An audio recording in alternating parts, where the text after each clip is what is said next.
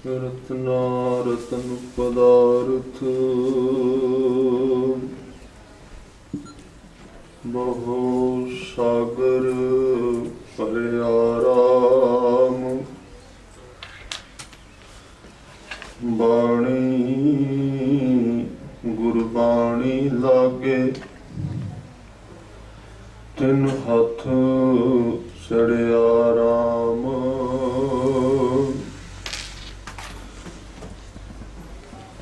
रत्ना रतन पदार्थ बहु सागर भरिया राम। बाणी गुरबाणी लागे तिन हथ चढ़िया राम।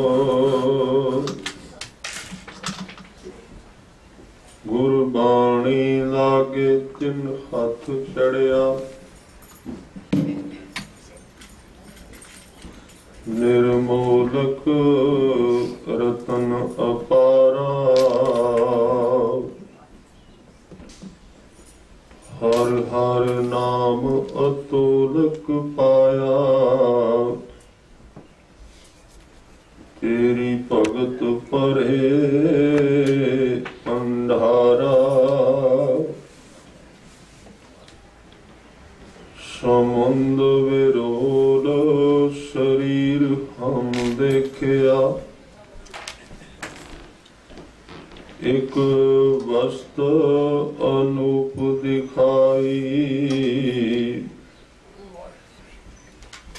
गुरु गोविंद गोविंद गुरु है।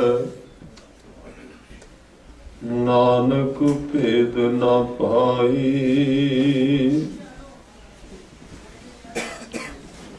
जे तू मित्र असाडड़ा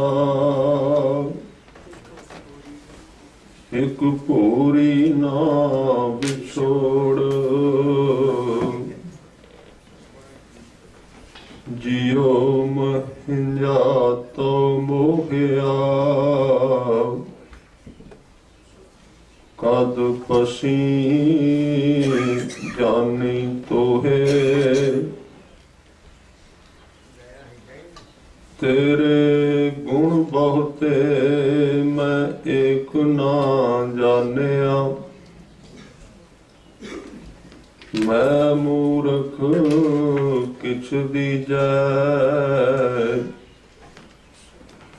रणवत नानक सुन मेरे साहिबा।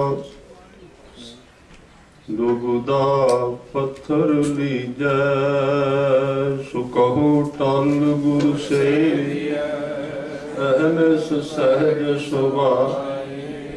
दर्शन परसिया गुरु कै जन्म मरण दुख जा।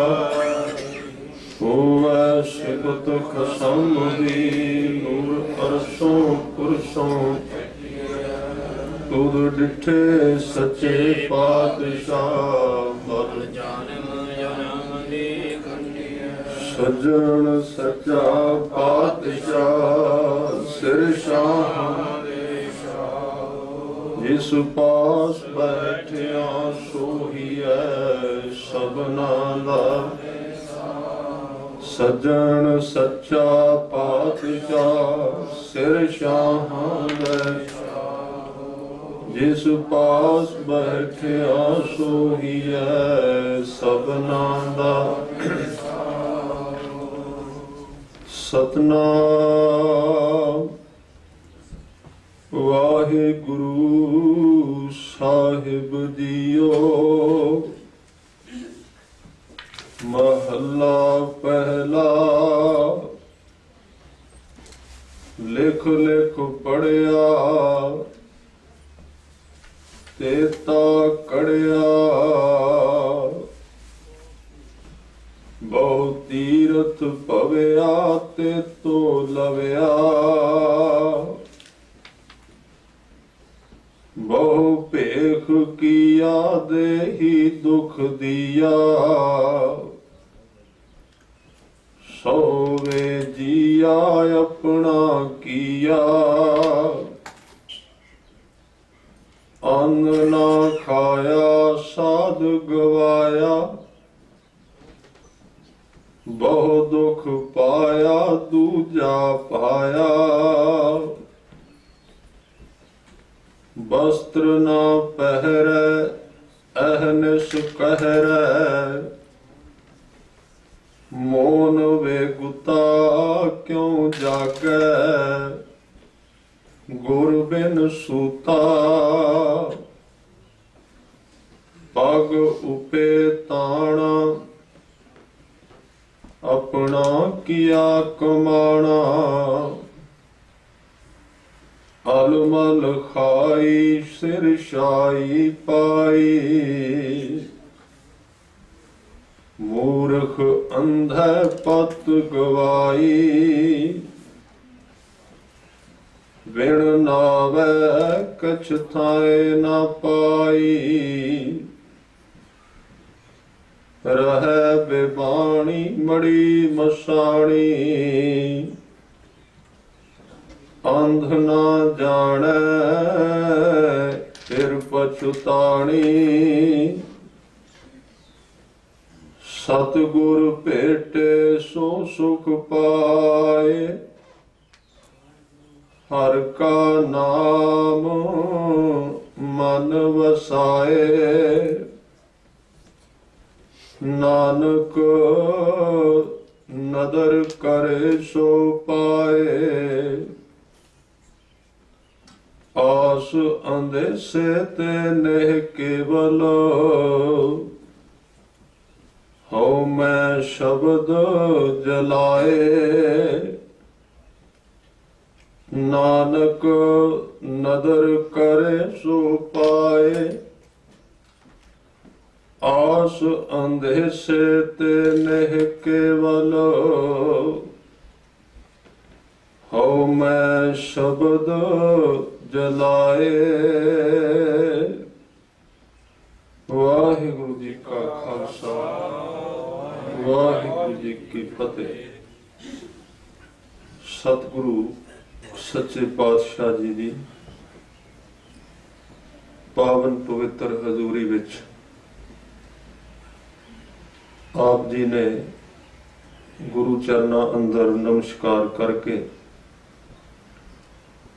जीवन नू भागशाली बनाया है। अज दा श्लोक गुरु नानक साहब जी दी बाणी है।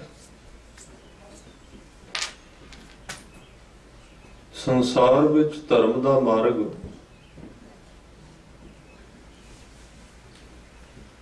बहुत सरल है,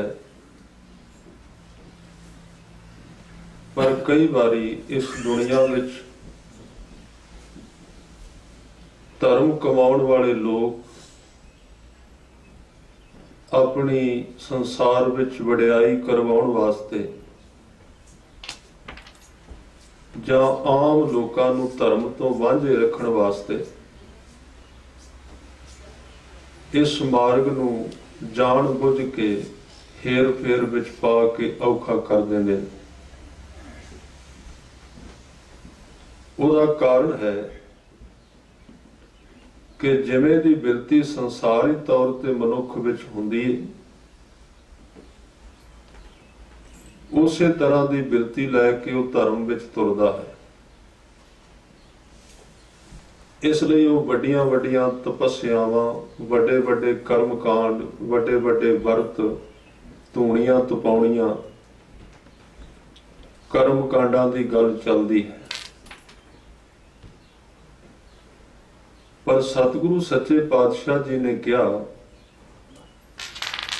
कि परमात्मा के दर वाल जाण वाला रस्ता इन्ना कठिन नहीं है। हाँ, उन्हां वास्ते जरूर कठिन है जो इस रस्ते ते जाना नहीं चाहते। एक मनुख जिस चीज नूं अख्तियार ही नहीं करना चाहता, उसकी रुचि ही नहीं है, उसका कोई प्रयोजन ही नहीं है, उसदे वास्ते तां हर एक रास्ता कठिन है। पर एक आम व्यक्ति जिहड़ा ਆਪਣੇ ਜੀਵਨ ਨੂੰ ਉੱਚਾ ਕਰਨਾ ਚਾਹੁੰਦਾ ਹੈ,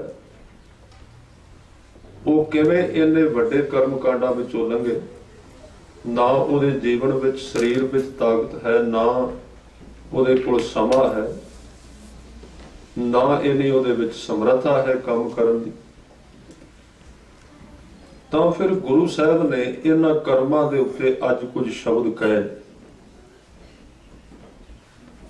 ਇਹਦੇ ਵਿੱਚ ਸਭ ਤੋਂ ਪਹਿਲਾਂ ਜਿੱਥੇ ਪੜ੍ਹਨ ਵਾਲਿਆਂ ਦੀ ਗੱਲ ਕੱਲ ਆਪ ਜੀ ਨੇ ਸਰਵਣ ਕੀਤੀ ਸੀ ਕਿ ਜਿਹੜੇ ਲੋਕ ਅੱਖਰਾਂ ਦੇ ਵਿੱਚ ਫਸ ਕੇ ਕੇਵਲ ਗਿਆਨ, ਬਾਹਰੀ ਗਿਆਨ ਉਹਦੇ ਨਾਲ ਹੀ ਜਿਉਂਦੇ ਨੇ, ਉਹ ਵੀ ਪਰਮਾਤਮਾ ਦੇ ਦਰ ਤੱਕ ਨਹੀਂ ਜਾ ਸਕਦੇ। ਸਤਿਗੁਰੂ ਨੇ ਅੱਖਰਾਂ ਨੂੰ ਵਰਤਿਆ ਜ਼ਰੂਰ ਹੈ, ਗਿਆਨ ਨੂੰ ਜ਼ਰੂਰ ਵਰਤਿਆ, ਪਰ ਗਿਆਨ ਇਸ ਤਰ੍ਹਾਂ ਹੈ ਜਿਵੇਂ ਅਸੀਂ ਭੋਜਨ ਛਕਣਾ ਹੋਵੇ ਤੇ ਸਾਨੂੰ ਉਹਦੇ ਵਾਸਤੇ ਭਾਂਡਿਆਂ ਦੀ ਲੋੜ ਪੈਂਦੀ ਹੈ, ਉਹਦੇ ਵਾਸਤੇ ਬਰਤਨ ਚਾਹੀਦੇ। ਅਸਲ ਮੁੱਦਾ ਕੀ ਸੀ ਭੋਜਨ ਦਾ? ਭੋਜਨ ਦਾ ਇਹ ਮੁੱਦਾ ਸੀ ਕਿ ਅਸੀਂ ਸਰੀਰ ਨੂੰ ਖੂਨ ਦੇਣਾ ਹੈ, ਤਾਕਤ ਦੇਣੀ ਹੈ। ਸਾਡੇ ਲੀਵਰ ਵਿੱਚ ਭੋਜਨ ਜਾਏ, ਉਹ ਖੂਨ ਬਣਾਏਗਾ, ਤੱਤ ਬਣਨਗੇ ਤੇ ਸਾਰੇ ਸਰੀਰ ਨੂੰ ਮਿਲਣਗੇ, ਸਰੀਰ ਤਾਕਤਵਰ ਹੋਏਗਾ। ਕਾਰਜ ਤੇ ਇਹ ਸੀ, ਕੰਮ ਤੇ ਇਹ ਸੀ। ਦੋ ਚੀਜ਼ਾਂ ਹੁੰਦੀਆਂ ਨੇ, ਆਪ ਜੀ ਤਵੱਜੋ ਦੇਣਾ। ਦੋ ਲਫ਼ਜ਼ ਗੁਰਬਾਣੀ ਵਿੱਚ ਵਾਰ-ਵਾਰ ਆਏ ਨੇ, ਕਾਰਨ ਔਰ ਕਾਰਜ। ਕਾਰਨ ਕਹਿੰਦੇ ਨੇ ਵੀ ਇਹ ਕੰਮ ਕਿਸ ਵਾਸਤੇ ਕੀਤਾ ਜਾ ਰਿਹਾ, ਇਹਦਾ ਕਾਰਨ ਕੀ। ਕਾਰਜ ਕਹਿੰਦੇ ਨੇ ਵੀ ਜਿਹੜਾ ਕੰਮ ਕੀਤਾ ਜਾ ਰਿਹਾ ਹੈ ਉਹਨੂੰ ਕਹਿੰਦੇ ਨੇ ਕਾਰਜ। ਹਰ ਇੱਕ ਕਾਰਜ ਦਾ ਕੋਈ ਕਾਰਨ ਹੁੰਦਾ ਹੈ। ਔਰ ਇਹ ਵੀ ਗੱਲ ਖਿਆਲ ਵਿੱਚ ਰੱਖਣਾ, ਜਿਹੜੇ ਕਾਰਜ ਦਾ, ਜਿਹੜੇ ਕੰਮ ਦਾ ਕੋਈ ਕਾਰਨ ਨਹੀਂ, ਉਸ ਕੰਮ ਵਿੱਚ ਬੰਦੇ ਨੂੰ ਨੀਂਦ ਆਉਣ ਲੱਗ ਪਏ, ਉਹਦੇ ਵਿੱਚ ਉਹ ਅੱਕ ਜਾਏਗਾ, ਉਹਦੇ ਵਿੱਚ ਉਹਨੂੰ ਕੋਈ ਪ੍ਰਯੋਜਨ ਨਹੀਂ ਰਹੇਗਾ। ਜਿਵੇਂ ਇੱਕ ਵਿਅਕਤੀ ਪਾਣੀ ਪੀ ਰਿਹਾ, ਉਹ ਕਾਰਨ ਨੇ ਪਿਆਸ ਬੁਝਾਉਣ ਦਾ, ਪਰ ਪਿਆਸ ਤੇ ਉਹਨੂੰ ਹੈ ਹੀ ਨਹੀਂ, ਇਸ ਲਈ ਉਹ ਕੀ ਕਰੇਗਾ? ਮੂੰਹ ਵਿੱਚ ਕਰੋੜੀਆਂ ਕਰੇਗਾ, ਪਾਣੀ ਵਾਪਸ ਕੱਢ ਦੇਗਾ, ਅੰਦਰ ਤਾਂ ਥਾਂ ਹੀ ਨਹੀਂ ਪਾਣੀ ਵਾਸਤੇ। ਉਹਦਾ ਕਾਰਨ ਬਣੇ ਪਾਣੀ ਪੀਣ ਦਾ, ਕਾਰਨ ਕੀ ਹੈ? ਪਿਆਸ ਲੱਗੀ। ਜਦੋਂ ਪਿਆਸ ਲੱਗੀ ਤੇ ਕਾਰਨ ਹੋ ਗਿਆ ਪਿਆਸ, ਤੇ ਕਾਰਜ ਹੋ ਗਿਆ ਪਾਣੀ ਪੀਣਾ। ਫਿਰ ਉਹਨੂੰ ਕਰੇਗਾ ਤੇ ਉਹਦਾ ਆਨੰਦ ਆਏਗਾ। ਇਸ ਲਈ ਕਾਰਜ, ਕੰਮ ਕੀ ਹੈ ਸਾਡੇ ਜੀਵਨ ਦੇ ਵਿੱਚ? ਮੈਂ ਉਦਾਹਰਨ ਦੇ ਰਿਹਾ ਸਾਂ ਵੀ ਸਰੀਰ ਦਾ ਖੂਨ, ਸਾਨੂੰ ਤਾਕਤ ਚਾਹੀਦੀ ਹੈ, ਸਾਨੂੰ ਤੱਤ ਚਾਹੀਦੇ ਨੇ ਸਰੀਰ ਵਾਸਤੇ। ਇਹ ਸਾਡਾ ਕੰਮ ਹੈ, ਇਹ ਸਾਡੀ ਲੋੜ ਹੈ। ਸਰੀਰ ਨੂੰ ਖੂਨ ਚਾਹੀਦਾ ਸੀ, ਤੇ ਤੁਸੀਂ ਵੇਖੋ ਵੀ ਖੂਨ ਬਣਾਉਣ ਵਾਸਤੇ ਕਿੱਥੋਂ ਗੱਲ ਤੁਰੀ। ਆਪਾਂ ਉਦਾਹਰਨ ਦੇ ਤੌਰ ਤੇ ਲਈਏ, 6 ਮਹੀਨੇ ਪਹਿਲਾਂ ਗੱਲ ਤੁਰੀ ਤੇ ਤਾਂ ਜਾ ਕੇ ਮਨੁੱਖ ਦਾ ਖੂਨ ਬਣਿਆ। ਕਿਸੇ ਜ਼ਿਮੀਂਦਾਰ ਨੇ ਫਸਲ ਬੀਜੀ, ਕਣਕ ਬੀਜੀ, ਉਹ ਉੱਗੀ, ਫਿਰ ਉਹਨੂੰ ਪਰਵਰਿਸ਼ ਕੀਤੀ, ਫਿਰ ਉਹਨੂੰ ਦਾਣੇ ਲੱਗੇ, ਫਿਰ ਉਹਨੂੰ ਵੱਢਿਆ ਗਿਆ, ਫਿਰ ਉਹਨੂੰ ਕੱਟਿਆ ਗਿਆ, ਫਿਰ ਉਹਦਾ ਆਟਾ ਬਣਿਆ ਚੱਕੀ ਤੇ, ਫਿਰ ਉਹਨੂੰ ਘਰ ਲਿਆਂਦਾ, ਘਰ ਲਿਆ ਕੇ ਰਸੋਈ ਵਿੱਚ ਰੱਖਿਆ, ਫਿਰ ਉਹਦਾ ਆਟਾ ਗੁੰਨਿਆ ਗਿਆ। ਇਹ ਭਾਈ ਗੁਰਦਾਸ ਜੀ ਦੀ ਫਿਲਾਸਫੀ ਹੈ ਜਿਹੜੀ ਮੈਂ ਤੁਹਾਡੇ ਸਾਹਮਣੇ ਕਹਿ ਰਿਹਾ, ਔਰ ਇੰਨਾ ਵਕਤ ਨਹੀਂ ਵੀ ਉਹ ਸਾਰਾ ਕੁਝ ਤੁਹਾਡੇ ਨਾਲ ਸਾਂਝਾ ਕੀਤਾ ਜਾ ਸਕੇ। ਫਿਰ ਉਹਨੂੰ ਗੁੰਨਿਆ ਗਿਆ, ਫਿਰ ਅੱਗ ਦਾ ਸਾਧਨ ਕੀਤਾ ਗਿਆ, ਫਿਰ ਤਵਾ, ਇਹ ਸਾਰਾ ਕੁਝ।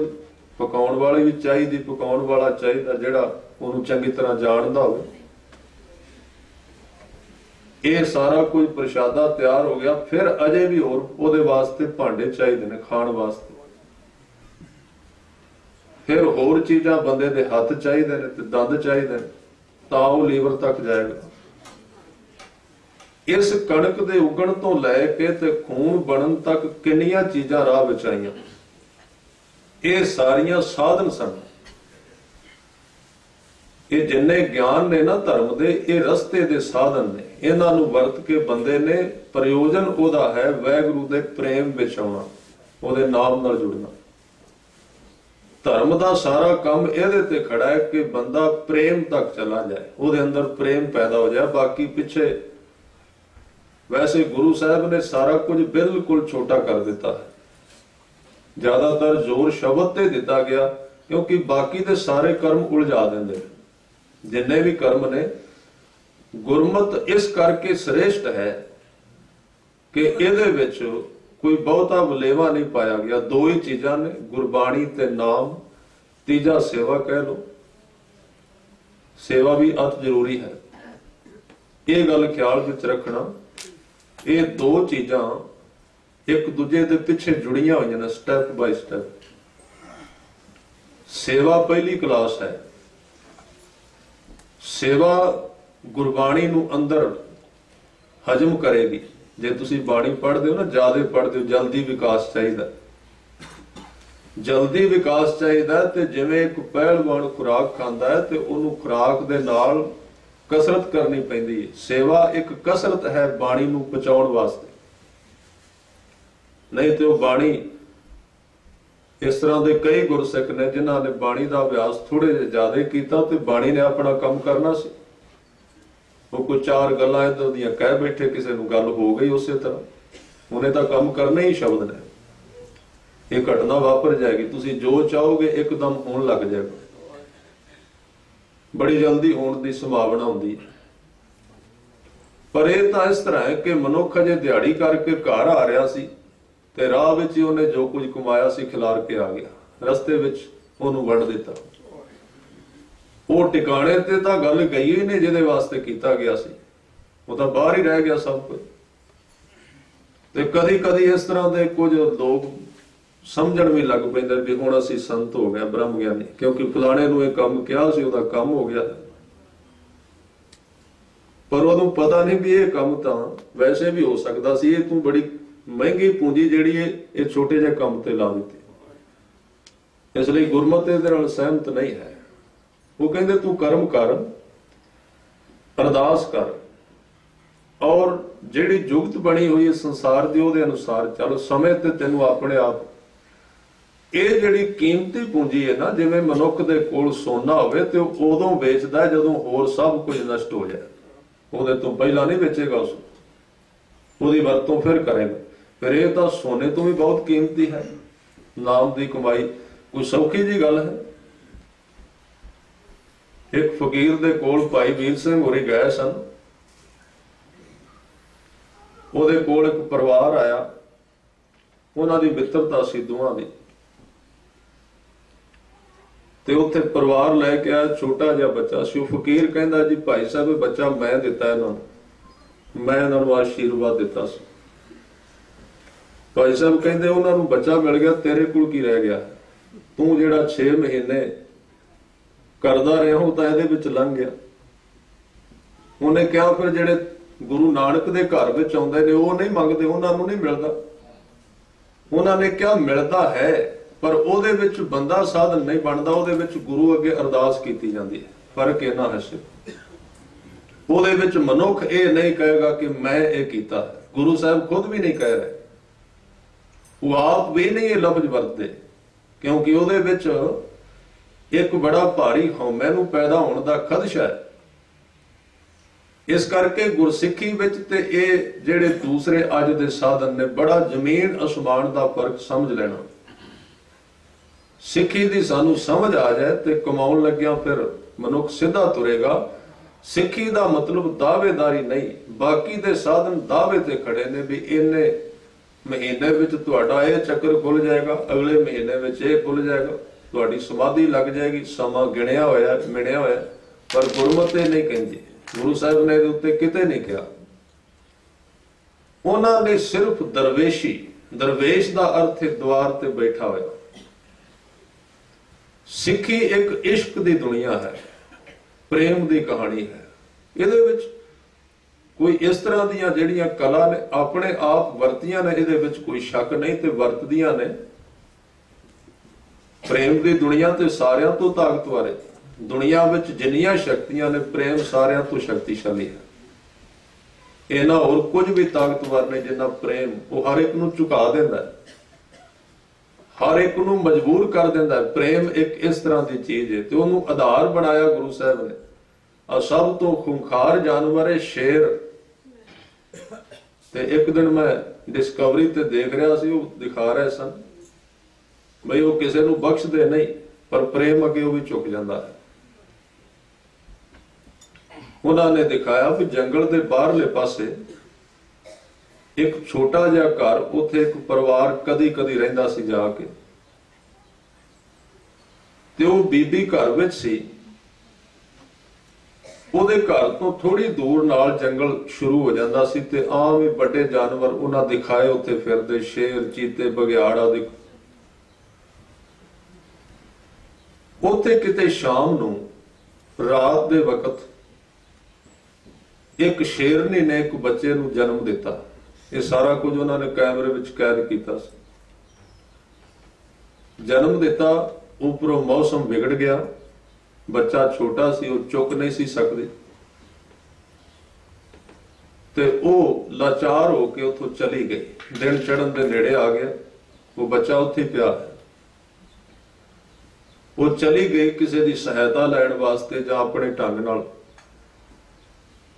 वो जिहड़ी वो बीबी सी, उस घर विच उहनूं तरस आया, उहनूं प्यार पैदा होया। ਉਹਦੇ ਵਿੱਚ खतरा अंदरों निकल गया भी मारन वाले जीव ने। ਉਹਨੇ प्यार नाल ਉਹਦਾ ਬੱਚਾ ਚੁੱਕਿਆ ਤੇ ਆਪਣੇ ਕਮਰੇ ਵਿੱਚ ਲਿਆ ਕੇ ਸੁੱਕੇ ਥਾਂ ਤੇ ਰੱਖਿਆ, ਉਹਨੂੰ ਨਿੱਘ ਦਿੱਤਾ। ਸਾਰਾ ਦਿਨ ਉਹਦੀ ਸੇਵਾ ਕਰਦੀ ਰਹੀ। ਤੇ ਜਦੋਂ ਸ਼ਾਮ ਦਾ ਵਕਤ ਆਇਆ ਨਾ, ਉਹਦੇ ਮਨ ਵਿੱਚ ਪ੍ਰੇਮ ਸੀ, ਡਰ ਨਹੀਂ ਸੀ। ਮਨ ਹੀ ਕਈ ਚੀਜ਼ਾਂ ਪੈਦਾ ਕਰਦਾ। ਜਦੋਂ ਤੁਸੀਂ ਇਹ ਗੱਲ ਖਿਆਲ ਰੱਖਣਾ, ਮਨੁੱਖ ਦਾ ਮਨ ਦੁਸ਼ਮਣ ਨੂੰ ਦੁਸ਼ਮਣੀ ਵਾਸਤੇ ਉਕਸਾਉਂਦਾ ਹੈ। ਸਾਡਾ ਮਨ ਕਈ ਚੀਜ਼ਾਂ ਪੈਦਾ ਕਰਦਾ ਹੈ। ਜਿਵੇਂ ਦਾ ਅਸੀਂ ਚਿੱਤ ਬਣੇ ਆ, ਜੇ ਤੁਹਾਡੇ ਮਨ ਦੇ ਵਿੱਚ ਕਿਸੇ ਪ੍ਰਤੀ ਈਰਖਾ ਹੈ, ਈਰਖਾ ਕਰਨੇ ਆ, ਤੇ ਉਹ ਬਰੀਕ ਤਰੰਗਾ ਉਹਦੇ ਅੰਦਰ ਜਾ ਕੇ ਈਰਖਾ ਪੈਦਾ ਕਰ ਰਹੀਆਂ, ਉਹਦੇ ਅੰਦਰ ਵੀ ਪੈਦਾ ਕਰ ਰਹੀਆਂ। ਜੇ ਮਨੁੱਖ ਦੇ ਮਨ ਦੇ ਵਿੱਚ ਪਿਆਰ ਹੈ, ਪ੍ਰੇਮ ਹੈ, ਸ਼ਰਧਾ ਹੈ, ਉਹ ਸ਼ਰਧਾ ਆਪਣੇ ਆਪ ਵਿੱਚ ਹੈ, ਦੂਰ ਹੈ ਮਨੁੱਖ, ਪਰ ਉਹ ਸ਼ਰਧਾ ਦੂਸਰੇ ਦੇ ਮਨ ਵਿੱਚ ਸ਼ਰਧਾ ਪੈਦਾ ਕਰੇਗੀ, ਪ੍ਰੇਮ ਪੈਦਾ ਕਰੇਗੀ। ਇਸ ਲਈ ਇੱਕ ਮਿੱਤਰ ਨੇ ਦੂਸਰੇ ਨੂੰ ਕਿਹਾ ਸੀ ਕਿ ਤੂੰ ਮੈਨੂੰ ਕਿੰਨਾ ਕੁ ਪ੍ਰੇਮ ਕਰਨਾ ਹੈ। ਉਹਨੇ ਕਿਹਾ ਵੀ ਆਪਣੇ ਮਨ ਨੂੰ ਪੁੱਛ ਲੈ, ਜਿੰਨਾ ਕੁ ਤੂੰ ਕਰਨਾ ਹੈ ਉਨਾ ਹੀ ਮੈਂ ਕਰਨਾ। ਇੱਕ ਦੂਜੇ ਦਾ ਪ੍ਰਭਾਵ ਹੈ ਮਨ ਦੇ ਉੱਤੇ। ਸ਼ਾਮ ਦੇ ਵਕਤ ਉਹ ਸ਼ੇਰਨੀ ਆਈ, ਉਹਨੇ ਵੇਖਿਆ ਇੱਥੇ ਮੇਰਾ ਬੱਚਾ ਨਹੀਂ, ਤੇ ਖੂੰਖਾਰੂ ਜਾਨਵਰ ਹੈ, ਔਰ ਉਹਨਾਂ ਕੋਲੇ ਵਿਗਿਆਨ ਹੁੰਦਾ ਵੀ ਉਹ ਨੱਕ ਨਾਲ ਵੇਖ ਲੈਂਦੇ ਬੱਚਾ ਕਿੱਧਰ ਲੈ ਕੇ ਗਿਆ, ਸੁੰਘ ਕੇ। ਇਹਨਾਂ ਨੂੰ ਕੁਦਰਤ ਨੇ ਕਈ ਦਾਤਾਂ ਇਸ ਤਰ੍ਹਾਂ ਦੀਆਂ ਦਿੱਤੀਆਂ। ਉਹਨੇ ਜਦੋਂ ਸੁੰਘਿਆ ਤੇ ਦੇਖਿਆ ਵੀ ਇਹ ਬੱਚਾ ਇਸ ਘਰ ਵਿੱਚ ਪਿਆ ਹੈ, ਉਸ ਘਰ ਦੇ ਅੰਦਰ ਆ ਗਏ। ਉਹ ਬੀਬੀ, ਉਹ ਪਰਿਵਾਰ ਉੱਥੇ ਬੈਠਾ ਹੋਇਆ ਸੀ। ਉੱਥੇ ਆ ਕੇ ਉਹਨੇ ਬੜੇ ਪਿਆਰ ਨਾਲ ਆਪਣੇ ਬੱਚੇ ਨੂੰ ਸੁੰਘਿਆ, ਔਰ ਉਹਨੇ ਇਹ ਸਮਝ ਲਿਆ ਵੀ ਇਹਨਾਂ ਰਾਤ ਮੇਰਾ ਬੱਚਾ ਬਚਾ ਕੇ ਰੱਖਿਆ, ਠੰਡ ਤੋਂ ਬਚਾਇਆ ਹੈ। ਇਸ ਕਰਕੇ ਉਹਦੇ ਮਨ ਵਿੱਚ ਵੀ ਪ੍ਰੇਮ ਪੈਦਾ ਹੋ ਗਿਆ। ਜਿਹੜਾ ਖੂੰਖਾਰੂ ਜਾਨਵਰ ਸੀ, ਉਹਦੇ ਅੰਦਰ ਵੀ ਪ੍ਰੇਮ ਪੈਦਾ ਹੋ ਗਿਆ, ਤੇ ਉਹਨੇ ਬੜੀ ਪ੍ਰੇਮ ਭਰੀ ਨਜ਼ਰ ਨਾਲ ਉਸ ਪਰਿਵਾਰ ਵੱਲ ਵੇਖਿਆ। ਔਰ ਉਹ ਕਹਿੰਦੇ ਨੇ ਵੀ ਉਹਦੀਆਂ ਅੱਖਾਂ ਵਿੱਚੋਂ ਸਾਨੂੰ, ਕਿਉਂਕਿ ਭਾਸ਼ਾ ਤੇ ਉਹ ਬੋਲ ਨਹੀਂ ਸਕਦੀ, ਜਾਨਵਰ ਹੈ, ਉਹਦੀਆਂ ਅੱਖਾਂ ਵਿੱਚੋਂ ਸਾਨੂੰ ਇਹ ਝਲਕਦਾ ਸੀ ਵੀ ਜਿਵੇਂ ਉਹ ਧੰਨਵਾਦ ਦੇ ਕੁਝ ਸ਼ਬਦ ਕਹਿ ਰਹੀ ਹੈ, ਜਿਵੇਂ ਕੋਈ ਉਹ ਇਸ ਤਰ੍ਹਾਂ ਦੇ ਲਫ਼ਜ਼ ਬੋਲ ਰਹੀ ਹੈ। ਕਿਉਂਕਿ ਜਦੋਂ ਬੰਦਾ ਧੰਨਵਾਦ ਕਰਦਾ ਹੈ, ਉਹ ਕੱਲਾ ਜ਼ੁਬਾਨ ਤੋਂ ਨਹੀਂ ਕਰਦਾ, ਉਹਦਾ ਇੱਕ ਇੱਕ ਰੋਮ ਨਾਲ ਬੋਲਦਾ। ਉਹਦੀਆਂ ਅੱਖਾਂ ਦੀ ਭਾਸ਼ਾ, ਕਈ ਤਰ੍ਹਾਂ ਦੀ ਬਾਣੀ ਮੈਂ ਅੱਗੇ ਅਰਜ਼ ਕਰਾਂਗਾ ਥੋੜੇ ਸਮੇਂ ਵਿੱਚ, ਕਿ ਉਹਦੀਆਂ ਅੱਖਾਂ ਦੇ ਵਿੱਚ ਇਸ ਤਰ੍ਹਾਂ ਸੀ ਜਿਵੇਂ ਧੰਨਵਾਦ। ਉਹਨੇ ਆਪਣਾ ਉਹ ਬੱਚਾ ਚੁੱਕਿਆ, ਚਲੀ ਗਈ। ਉਹਦੇ ਵਿੱਚ ਦਿਖਾਉਣ ਦਾ ਮਸਲਾ ਇਹ ਸੀ ਕਿ ਪ੍ਰੇਮ ਦੁਨੀਆ ਦੀ ਸਾਰਿਆਂ ਤੋਂ ਵੱਡੀ ਸ਼ਕਤੀ ਹੈ। ਉਹ ਹਰ ਇੱਕ ਨੂੰ, ਜਦੋਂ ਪਰਮਾਤਮਾ ਤੋਂ ਵੱਧ ਕੋਈ ਸ਼ਕਤੀਸ਼ਾਲੀ ਹੈ ਨਹੀਂ, ਤੇ ਪਰਮਾਤਮਾ ਕਹਿੰਦਾ ਵੀ ਏਕ ਸਮੇਂ ਮੋਕੋ ਮੋਹ ਬੰਦ ਹੈ, ਤੋ ਪੁਨ ਮੋਹ ਪੈ ਜਵਾਬ ਨਾ ਹੋਏ, ਜੋ ਹਮ ਬਾਂਧੇ ਮੋਹ ਪਾਸ ਹਮ ਪ੍ਰੇਮ ਬੰਧਨ ਤੋਂ ਬਾਂਧੇ। ਜੇ ਸਾਰਿਆਂ ਤੋਂ ਸੁਪਰ ਪਾਵਰ ਜੀਵਨ ਦੀ ਪਰਮਾਤਮਾ ਪ੍ਰੇਮ ਦੇ ਨਾਲ ਮਨੁੱਖ ਦੇ ਵਸ ਵਿੱਚ ਆ ਜਾਂਦਾ ਹੈ, ਤੇ ਦੁਨੀਆ ਵਿੱਚ ਬਾਕੀ ਕੀ ਬਚਦਾ ਹੈ ਜਿਹੜਾ ਪ੍ਰੇਮ ਨਾਲ ਵਸ ਵਿੱਚ ਨਹੀਂ ਆ ਸਕਦਾ। ਪਰ ਉਹ ਪ੍ਰੇਮ ਨਿਰਸਵਾਰਥ ਹੋਵੇ। ਇਸ ਲਈ ਪ੍ਰੇਮ ਦੇ ਅਰਥ ਪਹਿਲਾਂ ਕਈ ਵਾਰੀ ਤੁਸੀਂ ਸੁਣ ਚੁੱਕੇ ਹੋ। ਪ੍ਰੇਮ ਦੇ ਅਰਥ ਵਾਸ਼ਨਾ ਨਹੀਂ ਹੁੰਦਾ, ਉਹਦੇ ਅਰਥ ਸਿਰਫ ਇੱਕ ਅੰਦਰ ਦਾ ਭਾਵ ਹੁੰਦਾ ਹੈ, ਬਿਨਾਂ ਸਾਧਨ ਤੋਂ ਪੈਦਾ ਹੁੰਦਾ ਹੈ, ਬਿਨਾਂ ਲੋੜ ਤੋਂ। ਜਿਵੇਂ ਇੱਕ ਬੱਚਾ ਵੈਸੇ ਹੀ ਖੁਸ਼ ਹੋ ਜਾਂਦਾ। ਜੇ ਤੁਸੀਂ ਪ੍ਰੇਮ ਨੂੰ ਪੂਰੀ ਤਰ੍ਹਾਂ ਜਾਣਨਾ ਹੈ ਤੇ ਬੱਚੇ ਬਾਰੇ ਦੇਖ ਲੈਣਾ, ਉਹ ਬੱਚਾ ਕੁਝ ਵੀ ਪ੍ਰਾਪਤ ਨਹੀਂ ਕਰ ਰਿਹਾ ਜਦੋਂ ਅਜੇ ਮਹੀਨੇ ਦਾ 2 ਮਹੀਨੇ ਦਾ। ਔਰ ਵਿਗਿਆਨ ਨੇ ਦੇ ਉੱਤੇ ਬੜਾ ਜ਼ੋਰ ਲਾਇਆ, ਖੋਜ ਕੀਤੀ ਕਿ ਉਹ ਹੱਸਦਾ ਕਿਉਂ ਹੈ। ਕਈ ਵਾਰੀ ਉਹ ਇਕੱਲਾ ਹੱਸਦਾ ਹੈ, ਕਈ ਵਾਰੀ ਸੁੱਤਾ ਹੋਇਆ ਵੀ ਹੱਸਦਾ ਹੈ, ਔਰ ਕਈ ਵਾਰੀ ਬੜਾ ਖੁਸ਼ ਹੁੰਦਾ ਹੈ ਬਿਨਾਂ ਕਾਰਨ ਤੋਂ, ਬਿਨਾਂ ਲੋੜ ਤੋਂ। ਵਿਗਿਆਨ ਨੇ ਇਹਦੇ ਉੱਤੇ ਬਹੁਤ ਜ਼ੋਰ ਲਾਇਆ ਵੀ ਇਹ ਕਿਉਂ ਖੁਸ਼ ਹੋ ਰਿਹਾ ਹੈ। ਇੰਨਾ ਖੁਸ਼ ਤੇ ਕੋਈ ਪ੍ਰਧਾਨ ਮੰਤਰੀ ਬਣ ਕੇ ਵੀ ਨਹੀਂ ਹੁੰਦਾ ਜਿੰਨਾ ਉਹ ਖੁਸ਼ ਹੁੰਦਾ ਹੈ। ਪਰ ਉਹਨਾਂ ਦੀ ਪਕੜ ਵਿੱਚ ਨਹੀਂ ਆਇਆ। ਅਸਲ ਵਿੱਚ ਉਹਦੀ ਖੁਸ਼ੀ ਦਾ ਕਾਰਨ ਅਜੇ ਉਹਦੇ ਮਨ ਦੇ ਉੱਤੇ ਸੰਸਾਰ ਦੀ ਖਿੱਚ ਨਹੀਂ ਬਣੀ, ਔਰ ਅੰਦਰ ਦੀ એનર્ਜੀ ਪ੍ਰੇਮ ਬਣ ਕੇ ਵਹਿ ਰਹੀ, ਇਸ ਲਈ ਖੁਸ਼ ਹੁੰਦਾ ਜਾ ਰਿਹਾ ਬਿਨਾਂ ਕੰਮ। ਨਾਨਕ ਵਿਗਸੈ ਬੇਪਰਵਾਹ। ਇਹ ਪ੍ਰਮਾਤਮਾ ਦਾ, ਬੱਚੇ ਦਾ ਤੇ ਬ੍ਰਹਮ ਗਿਆਨੀ ਦਾ ਸੁਭਾਅ ਤਿੰਨਾਂ ਦਾ ਮਿਲਦਾ ਹੈ। ਬਿਨਾਂ ਕਾਰਨ ਤੋਂ ਪ੍ਰੇਮ ਹੋਣਾ ਉਹਨੂੰ ਹੀ ਪ੍ਰੇਮ ਕਹਿੰਦੇ। ਜਿਸ ਪ੍ਰੇਮ ਦੇ ਵਿੱਚ ਕੋਈ ਕਾਰਨ ਆ ਗਿਆ, ਉਹ ਪ੍ਰੇਮ ਦੇ ਵਿੱਚ ਕੁਝ ਨਾ ਕੁਝ ਮਿਲਾਵਟ ਹੋ ਗਈ, ਉਹ ਫਿਰ ਟੁੱਟੇਗਾ ਜ਼ਰੂਰ, ਉਹ ਫਿਰ ਘਟੇਗਾ, ਦੂਸਰਾ ਨਹੀਂ ਘਟਦਾ, ਕਿਉਂਕਿ ਸਾਧਨ ਹੀ ਕੋਈ ਨਹੀਂ ਸੀ।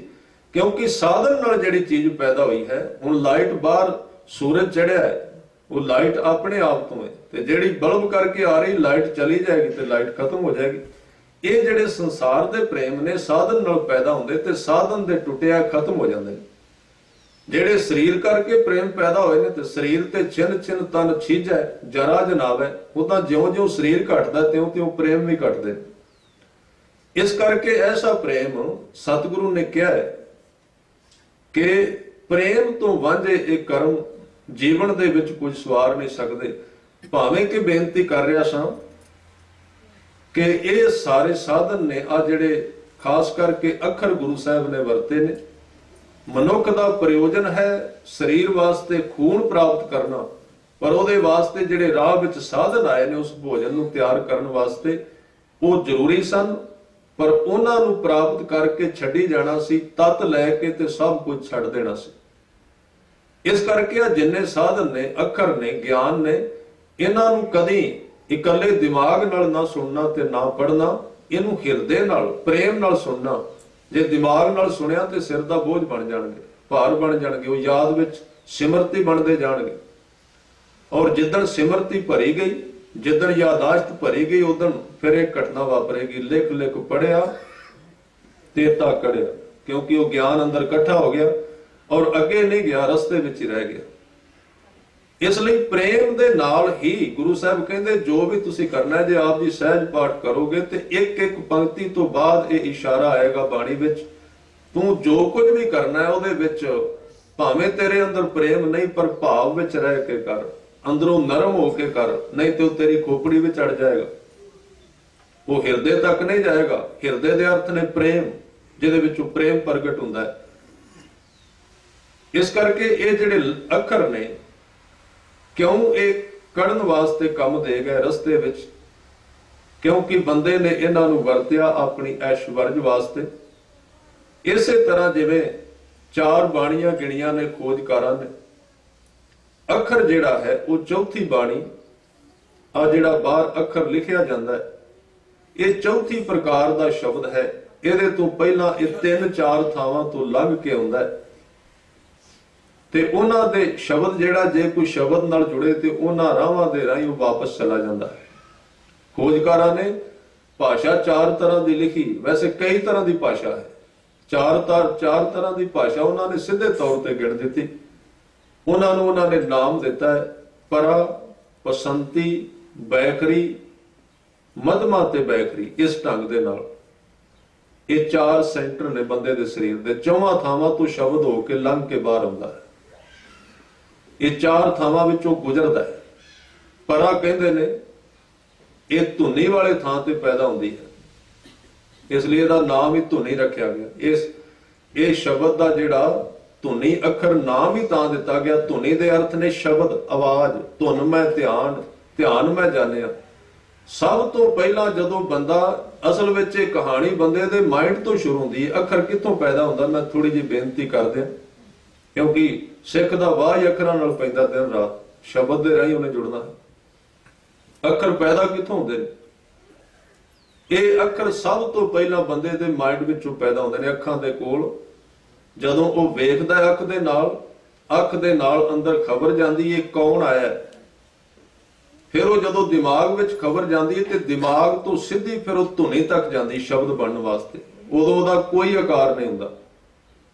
इसलिए पहली बाणी पहली प्रकार के अखर उन्होंने कहते परा, परा दे अर्थ ने परा तो परा, भाव ओदा कोई आकार नहीं, वो केवल एक अंदर प्रेम के रूप में पैदा होंदा है। परा पसंती, पसंती कहते हैं हिरदे नूं, फिर उन्हों का थोड़ा थोड़ा स्वरूप बन जाता है, थोड़ी थोड़ी लग मात्र बन जाते हैं भी आपां किहड़ा शब्द बोलना।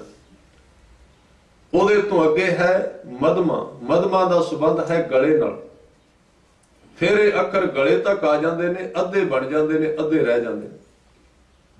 फिर अखीरला थां है शब्द के पैदा होने का बैखरी, बैखरी का अर्थ है जदों असीं बोलने उदों अखर बोल के बाहर आ जाते हैं, उदों असीं उहनूं कहने भी फलाने मनुख ने शब्द किया, ये आवाज कही है।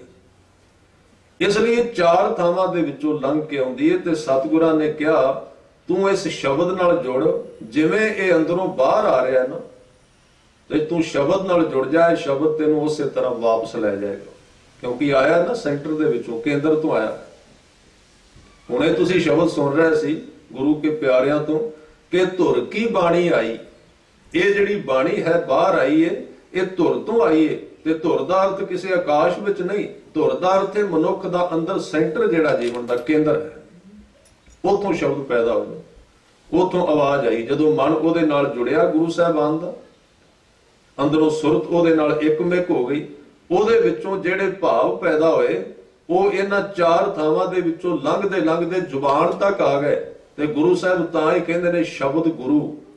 हुण इस शब्द नूं उचारण कर, इहदे अंदर अपना ध्यान ला, ये शब्द जिथों आया है तेनों वापस उस थां ते लै जाए। ये शब्द दी कला है, ये गुरु ग्रंथ साहिब जी दे शब्दां दी शब्द कला जिन्हों कहने आ, ये सब तो सौखा रस्ता गुरु साहिब ने बाकी दे जिन्ने कर्म कांड दुनिया विच औखे सौखे रहे ने, उन्हां तो सब तो सौखा ये रस्ता दसिया। ते अज दे शब्द विच ये सुचेत कीता, भावें कि पढ़न ते जोर दिता गया है, पढ़ना भी सहायक हो सकता है, पर गुरु साहिब ने गल जरूर नाल कही कि तेरा पढ़ना किते कढ़न नाल ना जुड़ जाए। हाँ, एक पासे हुक्म दिता कि प्रभ बाणी शब्द सुभाखिया, गावो सुनो पढ़ो नित पाई, उथे पढ़न का हुक्म दिता गया, क्योंकि उस पढ़न दे नाल सुरत इकागर होएगी, शब्द दे विच टिकेगी। पर अज दे इस लंबे श्लोक दे विच कई तरह के कर्म गुरु साहब गिण रहे ने, एक एक अखर नूं समझण दा यतन करिए। हजूर एक विद्वान की गल करदे जिहड़ा केवल पढ़न विच और ज्ञान नूं अपने उत्ते लद्दण विच विश्वास रखदा है। लिख लिख पढ़िया तेता कढ़िया, वो एक तरह दे नाल अपने कोल स्टोर कर रहा, ज्ञान नूं इकट्ठा कर रहा। वो इस तरह है जिवें किसी भांडे नूं धोण वास्ते उहदे विच पानी पाया जाए ते वो पानी विच ही रह जाए, वो पानी भी गंदा हो गया ते भांडे दी मैल भी नहीं निकली। इसलिए गुरमत दे ज्ञान दा अर्थ जदों सुणदियां सुणदियां जे किते ध्यान प्रेम विच चला जाए ते सुनना छड्ड देना, उहदी लोड़ नहीं रहिंदी। सुणदियां सुणदियां किते मन इकागर हो जाए, टिक जाए, प्रेम में चला जाए तो फिर कली आवाज में रह जाना, फिर अर्थां वल ना जाना, अर्थ होर चीज ने। फिर केवल उस ध्वनि दे विच उस आवाज में जुड़े रहना। इसलिए हजूर कहते कि लिख लिख पढ़िया, बहुत पढ़िया, बड़ा ज्ञान इकट्ठा किया। ते ज्ञान जिहड़ा अखरां दा अपना एक सुभाव है, क्योंकि शब्द बड़ा शक्तिशाली एक विषय जीवन का, जिहड़े पंज तत्त ने उन्हां दे विचों एक तत्त है आकाश, ते आकाश का विषय है शब्द। ते शब्द दे विच बड़ी ताकत है। शब्द नूं जे असीं ज्यादा दोहरावांगे ना, शरीर दे विच ज्यादा पढ़ांगे ते मनुख दा अंदर एक संघर्ष पैदा होएगा, एक ताप पैदा होएगा, उहनूं काहलियां पाएगा जे उहदे विच प्रेम ना होए।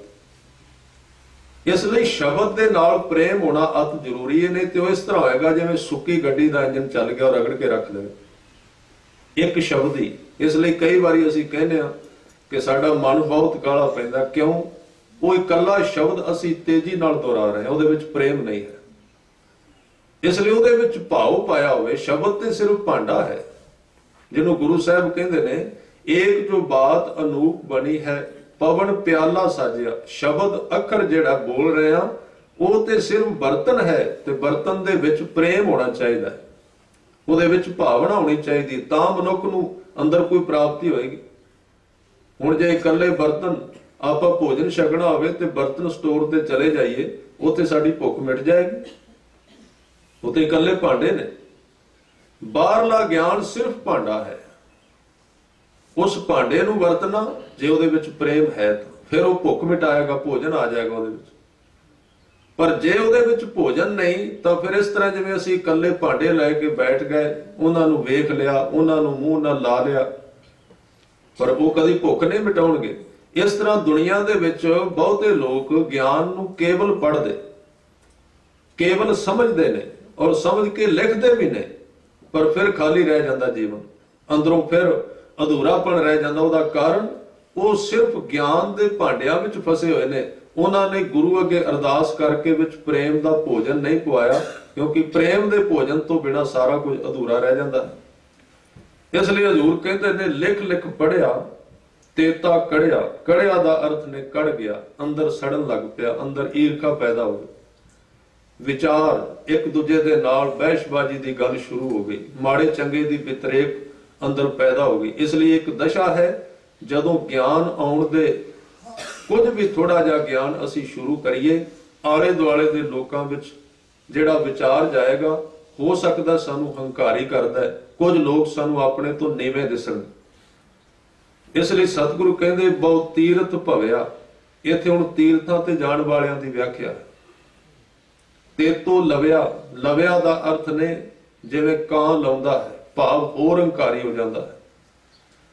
ਤੀਰਥਾਂ ਤੇ ਜਾਣ ਦੀ ਪ੍ਰਥਾ ਬਹੁਤ ਪਹਿਲਾਂ ਚੱਲੀ ਸੀ, ਉਹਦਾ ਇੱਕ ਕਾਰਨ ਸੀ। ਹੁਣ ਸਿੱਖ ਜਗਤ ਵਿੱਚ ਇਹਦੀ ਇੰਨੀ ਜ਼ਰੂਰਤ ਨਹੀਂ ਰਹੀ। ਜਦੋਂ ਪਹਿਲਾਂ ਤੀਰਥ ਬਣਾਏ ਗਏ ਤੇ ਲੋਕ ਜਾਂਦੇ ਸਨ ਸਾਲ ਬਾਅਦ, 2 ਬਾਅਦ, 3 ਬਾਅਦ, ਉਹਦਾ ਇੱਕ ਕਾਰਨ ਸੀ। ਉਹਦਾ ਕਾਰਨ ਇਹ ਸੀ ਵੀ ਉਹਨਾਂ ਲੋਕਾਂ ਕੋਲ ਰੋਜ਼ ਦਾ ਸਤਸੰਗ ਨਹੀਂ ਸੀ। ਗੁਰੂ ਸਾਹਿਬ ਨੇ ਸਾਨੂੰ ਤਾਂ ਗੁਰਦੁਆਰੇ ਦਿੱਤੇ ਨਾ, ਹਰ ਰੋਜ਼ ਅਸੀਂ ਤੀਰਥ ਤੇ ਜਾ ਸਕਦੇ। ਤੀਰਥ ਨਹਾਵਣ ਜਾਓ, ਤੀਰਥ ਨਾਮ ਹੈ। ਹਰ ਇੱਕ ਥਾਂ ਤੇ ਤੀਰਥ ਖੋਲ ਦਿੱਤਾ ਗੁਰੂ ਸਾਹਿਬ ਨੇ। ਪਰ ਜਿਹੜੇ ਪਹਿਲਾਂ ਧਰਮ ਸਨ ਉਹਨਾਂ ਨੇ ਇਹ ਤੀਰਥ ਸਥਾਨ ਤੇ ਜਾਣ ਦੀ ਗੱਲ ਕਿਉਂ ਕੀਤੀ ਸੀ? ਉਹਦਾ ਕੀ ਕਾਰਨ ਸੀ? ਕਿ ਮਨੁੱਖ ਦੀ ਜਿਹੜੀ ਸੁਰਤ ਹੈ ਥੋੜੀ ਜਿਹੀ ਘਰ ਵਿੱਚੋਂ ਬਾਹਰ ਨਿਕਲੇ। ਸਾਲ ਵਿੱਚੋਂ 15-20 ਦਿਨ ਘਰੋਂ ਬਾਹਰ ਜਾਏਗਾ ਤੇ ਇਹਦਾ ਥੋੜਾ ਜਿਹਾ ਮੋਹ ਟੁੱਟੇਗਾ, ਕਾਰੋਬਾਰਾਂ ਵਿੱਚੋਂ ਨਿਕਲੇਗਾ, ਇਹਨੂੰ ਅੰਦਰਲੇ ਜੀਵਨ ਦੀ ਸਮਝ ਆਏਗੀ। ਕਾਰਨ ਇਹ ਸੀ। ਪਰ ਉਹ ਤੀਰਥ ਵੀ ਇੱਕ ਕੇਵਲ ਰਿਵਾਜ ਬਣ ਗਿਆ। ਉੱਥੇ ਵੀ ਲੋਕ ਹੰਕਾਰੀ ਹੋ ਗਏ। ਜਿਹਨੂੰ ਸਤਿਗੁਰੂ ਕਹਿੰਦੇ ਤੀਰਥ ਜਾਓ ਤਾਂ ਹਉ ਹਉ ਕਰਤੇ, ਪੰਡਤ ਪੁੱਛੋ ਤਾਂ ਮਾਇਆ ਰਾਤੇ।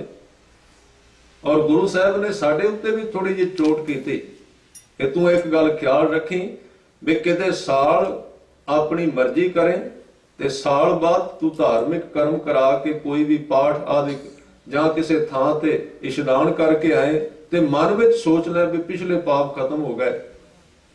ਸਤਿਗੁਰਾਂ ਨੇ ਸੁਚੇਤ ਕੀਤਾ। ਸਾਹਿਬ ਕਹਿੰਦੇ ਨੇ ਪਾਪ ਕਰੇ ਪੰਚਾਂ ਕੇ ਵਸਰੇ। ਪਾਪ ਕੀਤੇ ਰੱਜ ਕੇ, ਪਤਾ ਵੀ ਸੀ। ਪਾਪ ਕਰੇ ਪੰਚਾਂ ਕੇ ਵਸਰੇ, ਤੀਰਥ ਨਾਏ ਕਹੇ ਸਭ ਉਤਰੇ। ਤੀਰਥ ਨਹਾ ਕੇ ਆਪਣੇ ਮਨ ਵਿੱਚ ਹੀ ਇਹ ਫੈਸਲਾ ਕਰ ਲਿਆ ਵੀ ਉਤਰ ਗਏ। ਬੌਰ ਕਮਾਵੇ ਹੋਏ ਨਿਸ਼ੰਗ, ਤੇ ਪਰਤ ਕੇ ਆ ਕੇ ਨਿਸ਼ੰਗ ਦਾ ਅਰਥ ਬੇਫਿਕਰ ਹੋ ਕੇ ਫਿਰ ਕਮਾਉਣੇ ਸ਼ੁਰੂ ਕਰ ਦਿੱਤੇ। ਕਿਉਂ?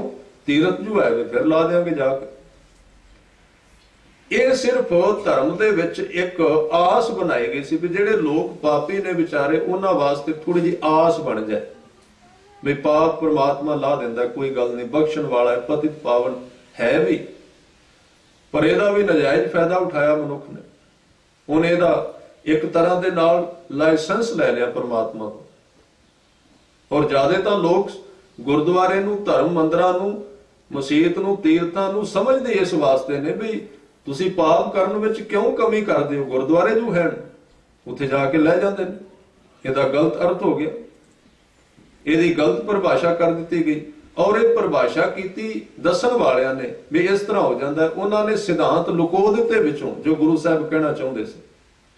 ਗੁਰੂ ਸਾਹਿਬ ਦਾ ਮਤਲਬ ਸੀ ਇੱਕ ਵਿਅਕਤੀ ਪਾਪ ਕਰ ਕਰਕੇ ਹਾਰ ਗਿਆ ਹੈ ਔਰ ਉਹ ਵਿਚਾਰਾ ਬੇਚੈਨ ਹੈ, ਦੁਖੀ ਹੈ, ਉਹਨੂੰ ਆਸ ਬਣਾਉਣ ਵਾਸਤੇ ਉਹਨੂੰ ਦੁਰਕਾਰਿਆ ਨਾ ਜਾਏ, ਉਹਨੂੰ ਰਸਤਾ ਦੱਸਿਆ ਜਾਏ ਕਿ ਸਹਿਜੇ ਸਹਿਜੇ ਤੇਰੇ ਜੀਵਨ ਦਾ ਉਧਾਰ ਹੋ ਜਾਏਗਾ। ਇਹਨੂੰ ਗੁਰੂ ਸਾਹਿਬ ਨੇ ਕਿਹਾ ਬਾਣੀ ਦੇ ਵਿੱਚ। ਉਹਨਾਂ ਨੇ ਇਹਦੇ ਵਿੱਚ ਸਿਧਾਂਤ ਸਪਸ਼ਟ ਕਰ ਦਿੱਤਾ ਹੈ ਕਿ ਜੈਸਾ ਬਾਰਕ ਭਾਏ ਸੁਭਾਈ, ਲੱਖ ਅਪਰਾਧ ਕਮਾਵੇ, ਕਰ ਉਪਦੇਸ਼ ਝਿੜਕੈ ਬਹੁ ਭਾਂਤੀ, ਬੌਰ ਪਿਤਾ ਗਲ ਲਾਵੇ। ਹੁਣ ਇਹ ਕਲੀਆਂ ਦੋ ਤੁਕਾਂ ਜੇ ਵਰਤ ਲਈਆਂ ਤੇ ਗਲਤੀ ਹੋ ਜਾਏਗੀ। ਇਹਦੇ ਵਿੱਚ ਇਹ ਕਿਹਾ ਗਿਆ ਵੀ ਜਿਵੇਂ ਇੱਕ ਬੱਚਾ ਕਈ ਅਪਰਾਧ ਕਰਕੇ ਆਪਣੇ ਪਿਤਾ ਕੋਲ ਆਉਂਦਾ ਤੇ ਸ਼ਰਨੀ ਪੈ ਜਾਂਦਾ ਤੇ ਪਿਤਾ ਉਹਨੂੰ ਬਖਸ਼ ਦਿੰਦਾ, ਆਪਣੇ ਗਲ ਨਾਲ ਲਾ ਦਿੰਦਾ। ਹੁਣ ਇਹਦਾ ਮਤਲਬ ਉਹ ਬੱਚਾ ਆਇਆ, ਜੇ ਉਹਨੂੰ ਇੱਥੋਂ ਤੱਕ ਹੀ ਰਿਹਾ ਤੇ ਉਹ ਫਿਰ ਪਰਤ ਕੇ ਫਿਰ ਕਰੇਗਾ ਜਾ ਕੇ।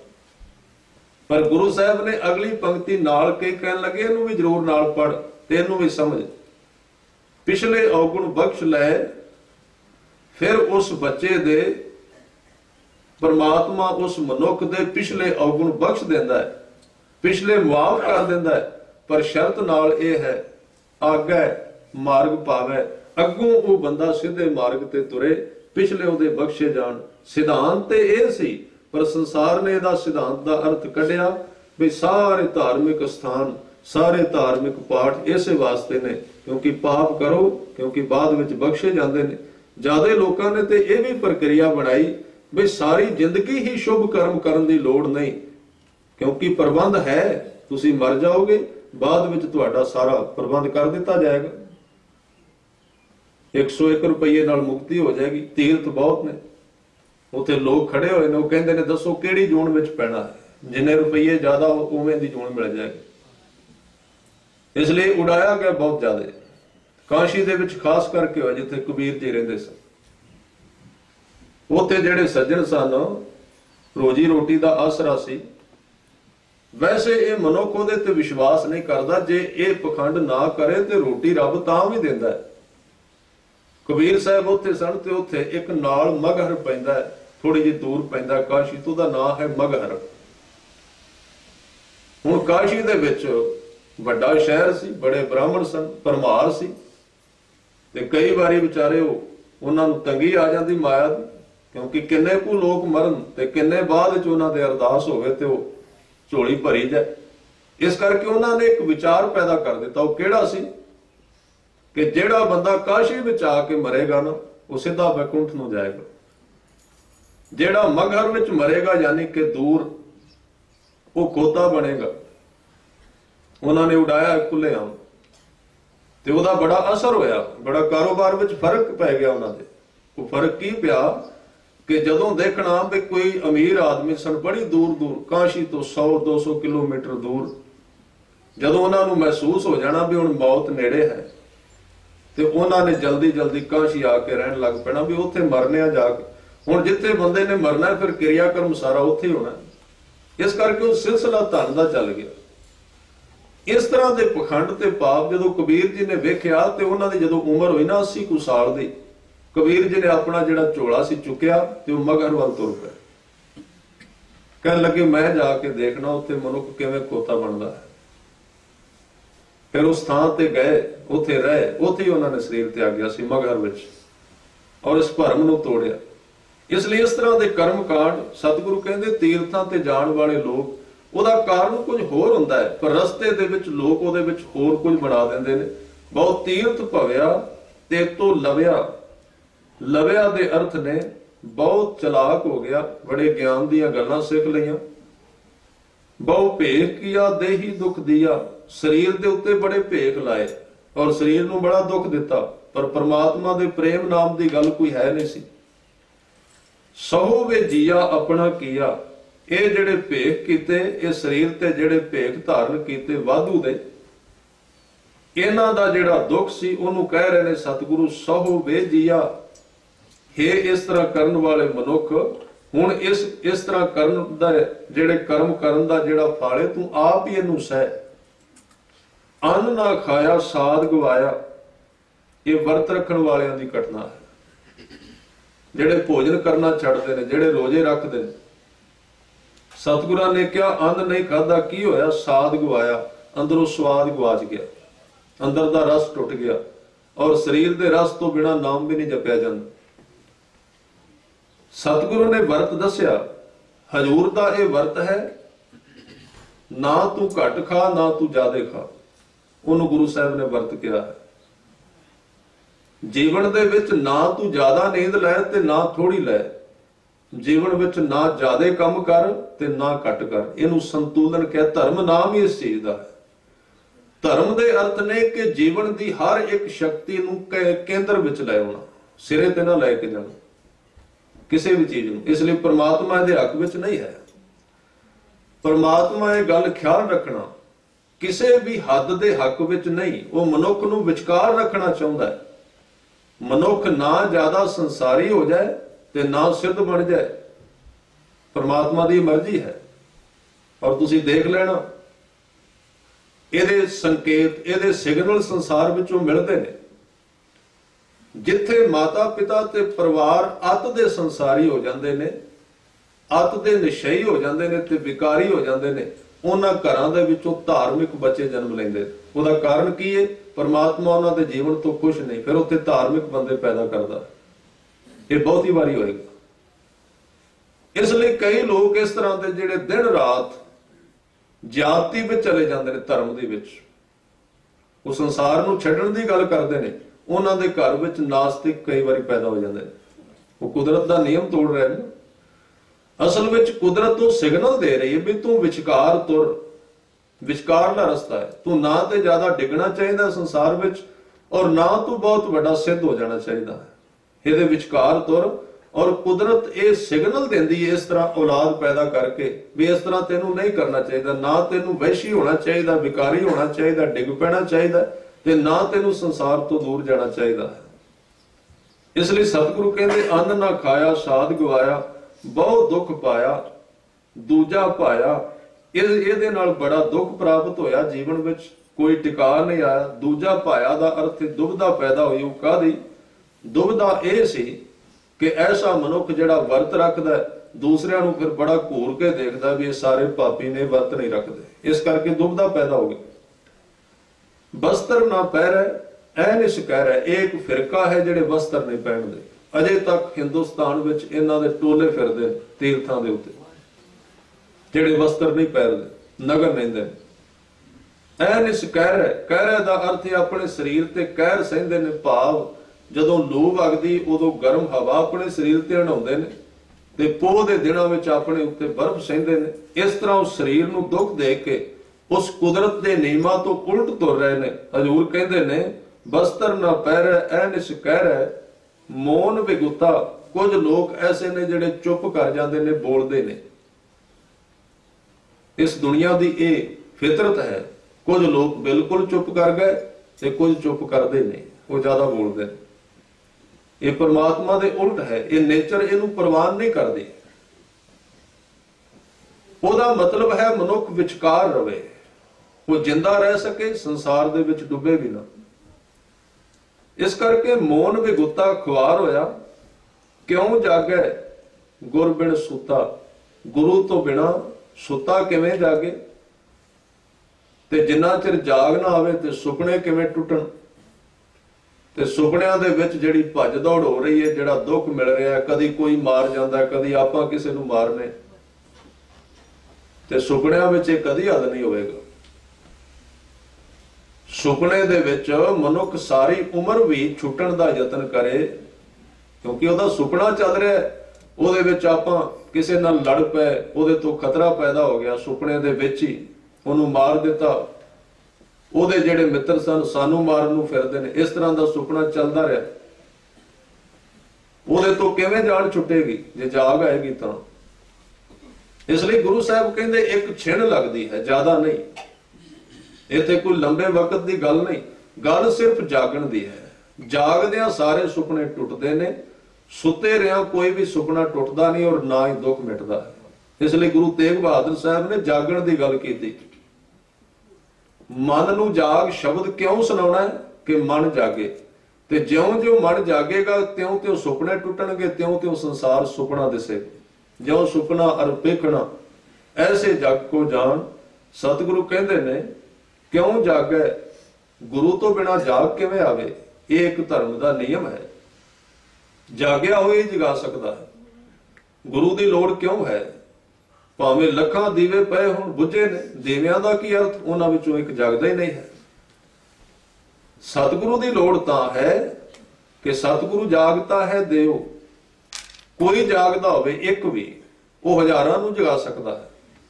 ते जे वो भी विच सौ गया, सारे सुते, फिर उन्हां नूं जगाएगा कौन। इसलिए गुरु विच ते साडे विच ये फर्क कि सतगुरु जागदा है ते सुते होए नूं किसी जागदे दी लोड़ है। वो जगाए, सारे सुपने टुट जाण, सारे दुख मिट जाण।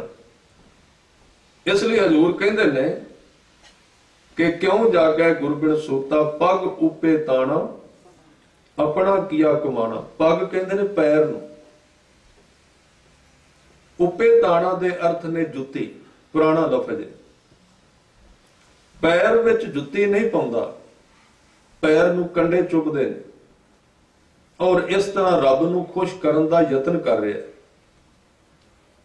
भावें कि यह भी काम प्रेम विचों शुरू होया सी। ये प्रेम जुत्ती ना पाउण दे अर्थ ने, जिवें घर तो बाहर कोई साडा मित्र आया ते एकदम मनुख उठ के दौड़ पैंदा, उहनूं जुत्ती पाउणी भुल जाए। ये वो अवस्था सी, पर इहदी नकल कीती गई बाद विच। लोकां ने इहनूं अडंबर बनाया। फिर कोई नंगे पैरी गुरुद्वारे आवे, इहदे नाल की फर्क पैंदा है, क्योंकि वो सिखाया होया किसी ने, वो अपने विचों पैदा नहीं होया। वो तो एक सिक्ख्या होया है, गुरु नाल ते कोई संबंध नहीं, नंगे पैरी जा रहा है। ਉਹਦੇ ਕੀ अर्थ हो सकते हैं, ਉਹਦੇ ਵਿੱਚ कोई प्रेम नहीं। ਉਹ ਤੇ ਇੱਥੋਂ शुरू हो सकता है कि सिख अपने घर ਵਿੱਚ बैठा ਤੇ ਇੰਨਾ गुरु ਦਾ प्रेम जागਿਆ कि ਮੰਜੇ ਤੋਂ ਉੱਠਣ ਲੱਗਿਆ गुरु ਦੀ याद ਜ਼ਿਆਦੇ ਵਧੀ ਤੇ ਜੁੱਤੀ ਪਾਉਣ ਦੀ याद ਘਟ ਗਈ। ਉਹਦਾ ਚੇਤਾ ਭੁੱਲ ਗਿਆ। ਉਹ ਇਹ अर्थ ਸਨ ਨੰਗੇ ਪੈਰੀ ਆਉਣ ਦਾ। ਪਰ ਇਸ ਤਰ੍ਹਾਂ ਇਹ ਇੱਕ ਰਿਵਾਜ ਚੱਲਦਾ ਹੈ, ਲੋਕ ਕਰਦੇ ਨੇ। इस तरह गुरु को आया कि उन्होंने चेता भुल गया कि मैं कोई काम करना सी, कोई वस्त्र पहनने सन, कोई अपने उत्ते कोई हार श्रृंगार लाना सी। ये सारिया चीजां विसर गई। याद इन्नी, प्रेम ने इन्नी एकदम लहर मार दी कि सारा संसार गायब हो गया, सिर्फ इको संसार बचा। फिर वो व्यक्ति नंगे पैरी आएगा, जिथों जिथों पैर रखेगा तीर्थ बन जाएगा। जिथे जिथे वो आएगा वो रस्ते दे विच तस्वीर बदलती जाएगी, वो धरती होर तरह की हो जाएगी। पर इस तरह नहीं होएगा जिवें असीं नंगे पैर तुरने। सतगुरु कहंदे पग उपे ताना, जुत्ती नहीं पाई, अपना किया कमाना।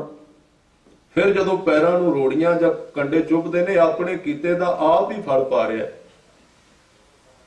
अलमल खाई सिर छाई पाई। इस तरह कईयां ने मैल खाधी, और कई तरह के फिरकियां की गल करते हैं।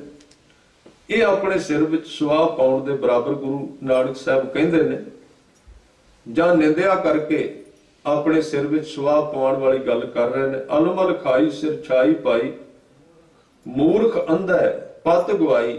इस तरह इस मूर्ख मनुख ने अपनी इज्जत गवा ली, भाव रब दे घर विच सत्कार नहीं मिलेगा, क्योंकि बिन नावै किछ थाए ना पाई। ये नावै शब्द नूं तुसीं चंगी तरह समझो। नाम तो बिना कुछ भी थाए का अर्थ लिखिया नहीं जाएगा।